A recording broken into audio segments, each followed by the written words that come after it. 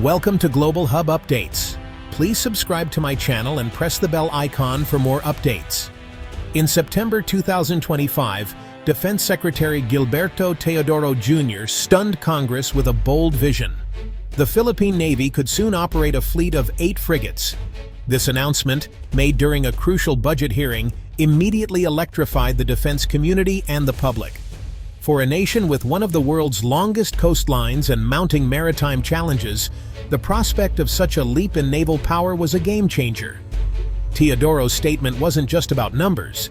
It was a call for a stronger, more capable Navy to protect Philippine sovereignty and vital sea lanes. The idea of quadrupling the current frigate count sparked hope for long-overdue modernization and a more assertive regional presence. But the big question was, how could the Philippines, with its limited defense budget, achieve this? Teodoro hinted at a multi-pronged approach: new acquisitions, strategic partnerships, and possibly acquiring ships from allied nations.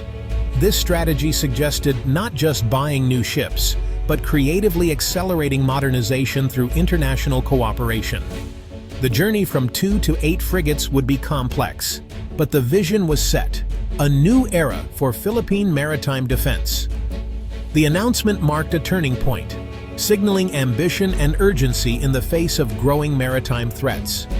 The future of the Philippine Navy had never looked more promising or more challenging. To appreciate Teodoro's announcement, consider the Navy's current state. Just 2 modern frigates, the BRP Jose Rizal and BRP Antonio Luna, form the backbone of its surface fleet. These ships, acquired from South Korea, are the most advanced the Philippines has ever operated. But 2 are far from enough to patrol the nation's vast waters. Expanding to 8 frigates would mean a 300% increase in primary combat power, allowing for persistent presence in multiple strategic areas. The plan envisions a mix: the 2 existing frigates, 2 new ones on order, and potentially 4 more from an international partner. This blend of new and second-hand ships is a pragmatic way to quickly boost numbers while managing costs. With 8 frigates, the Navy could finally maintain a credible, layered defense across the West Philippine Sea, Sulu Sea, and Benham Rise. The expanded fleet would deter illegal activities, respond to threats, and fundamentally shift the region's strategic balance. The vision: a modern, numerous fleet ready to meet the Philippines' daunting maritime challenges. The challenge: turning this vision into reality amid budget and logistical constraints. Defense analysts quickly zeroed in on the likely source of the 4 additional frigates: Japan's Abukuma-Class destroyer escorts. Talks about transferring these ships have been ongoing, but Teodoro's statement was the first public sign of real progress. If finalized, this would mark Japan's first major naval transfer to another country, a landmark event. The ships wouldn't come fully equipped. Sensitive Japanese systems would be removed before transfer, as is standard practice. The Philippine Navy would receive the hulls and basic systems, then undertake extensive refits to standardize equipment with its existing fleet.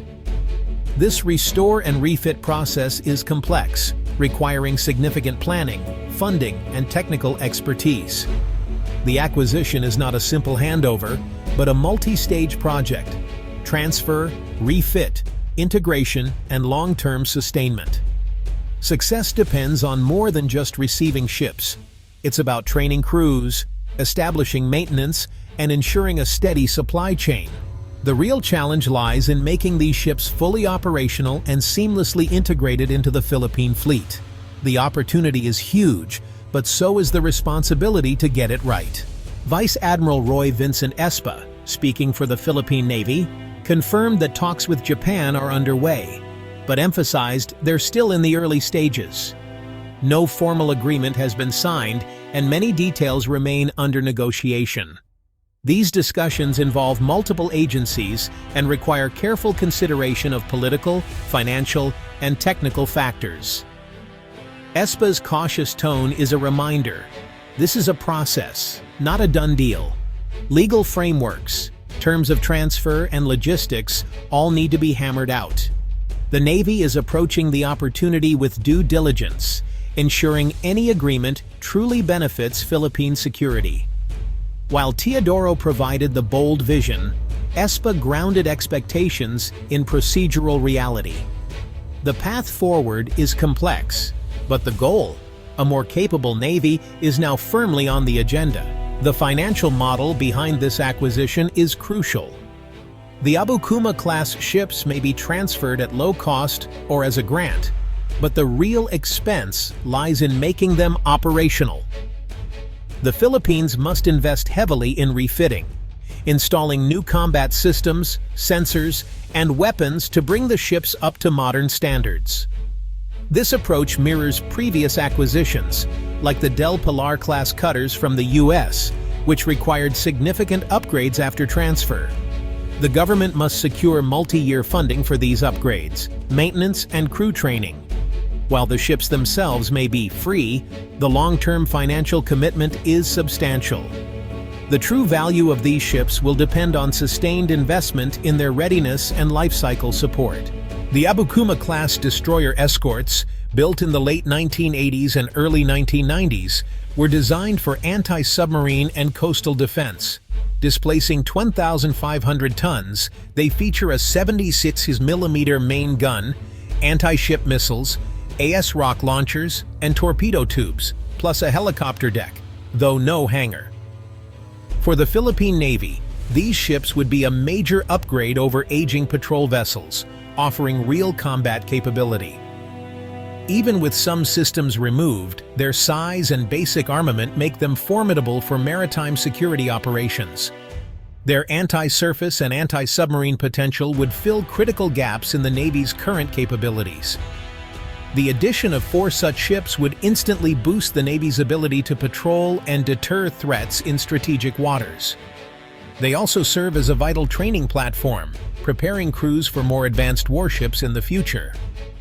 The Abukuma-class is both an immediate boost and a bridge to a modern fleet. Acquiring second-hand warships offers speed and cost advantages. Transfers can happen quickly and at a fraction of the price of new builds.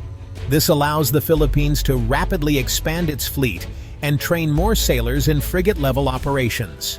However, the Abukuma-class ships are over 30 years old, meaning higher maintenance needs and a shorter service life.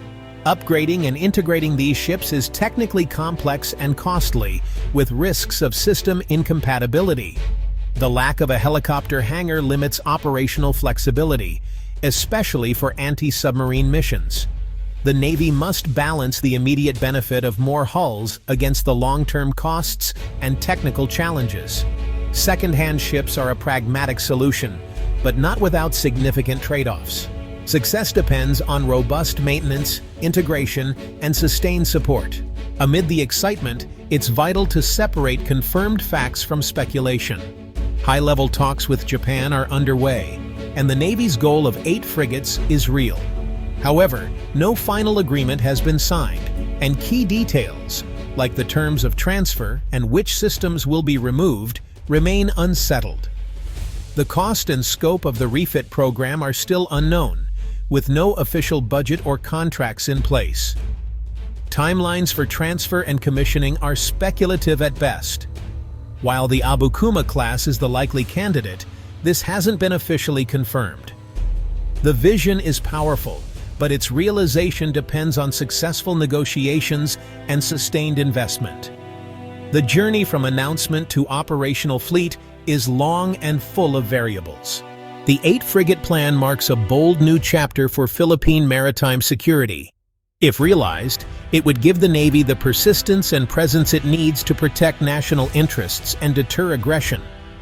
The plan deepens strategic ties with Japan and accelerates modernization. But ambition must be matched by commitment. Integrating older ships is costly and complex. Without sustained funding and political will, these ships risk becoming hollow assets. The real work begins after the ships arrive: planning, refitting, and maintaining operational readiness. The announcement is a moment of cautious optimism, a sign the Philippines is serious about maritime defense. The Abukuma-class transfer, if it happens, will be a significant boost. But only meticulous execution will turn this vision into lasting reality. The future is promising, but the challenge is just beginning.